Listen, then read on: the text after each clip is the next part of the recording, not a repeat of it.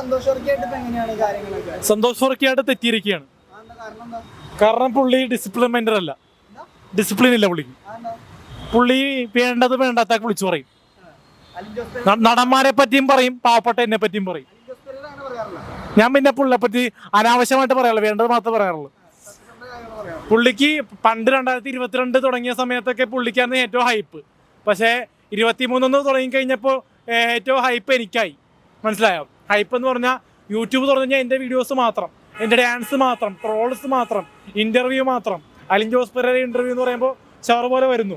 അപ്പൊ അത് കാരണം പുള്ളിക്ക് അസൂയയും കുശുമ്പും ഉണ്ടെന്ന് തോന്നുന്നു.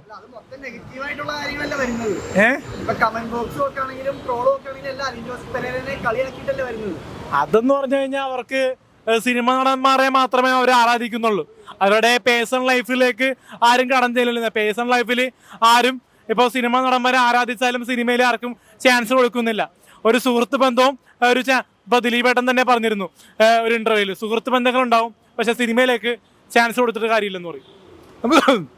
നമ്മളൊരു വീട്ടിലേക്ക് ദിലീപേട്ടൻ പറഞ്ഞു, ദിലീപേട്ടൻ ഒരു ഇന്റർവ്യൂല് പറഞ്ഞു, നമുക്ക് ഒരു ചാക്ക അരി വേണമെങ്കിൽ ഒരു വീട്ടിലേക്ക് വാങ്ങിച്ചു കൊടുക്കാം, സഹായിക്കാം, ഒരു വീട് വെച്ച് കൊടുക്കാം, പക്ഷെ സിനിമയിൽ ചാൻസ് കൊടുക്കരുത്.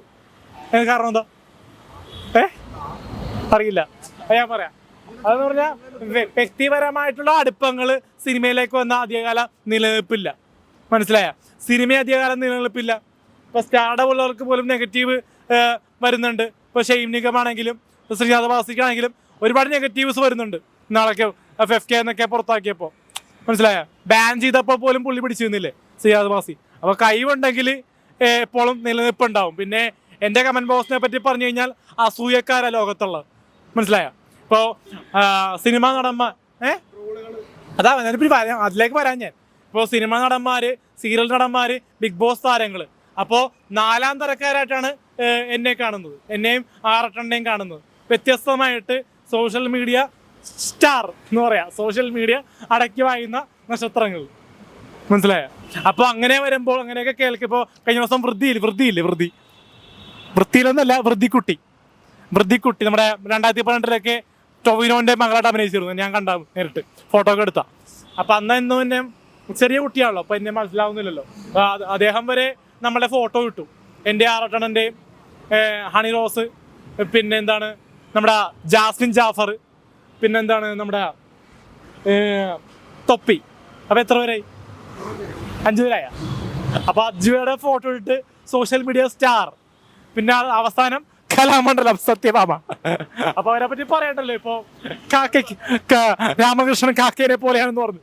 അപ്പൊ അദ്ദേഹം എന്ത് നിറമാണെങ്കിലും അദ്ദേഹത്തിന് സൊസൈറ്റിയിൽ വാലിഡിറ്റി ഉണ്ട്. അപ്പൊ അദ്ദേഹത്തിന് കുറെ സിനിമകൾ അദ്ദേഹം കിട്ടിയിട്ടില്ലെങ്കിൽ പോലും ഇപ്പോൾ സോഷ്യൽ മീഡിയയിൽ ആ കലാമണ്ഡലം സത്യഭാമ എന്ന ചേച്ചി അങ്ങനത്തെ ഒരു പ്രസ്താവന നടത്തിയുകൊണ്ട് RLV രാമകൃഷ്ണന് കൂടുതൽ അംഗീകാരങ്ങളാണ് കിട്ടുന്നത്. പലയിടത്തുനിന്നും പല പോസിറ്റീവ് വൈബുള്ള സംഭവങ്ങളാണ് വരുന്നത്.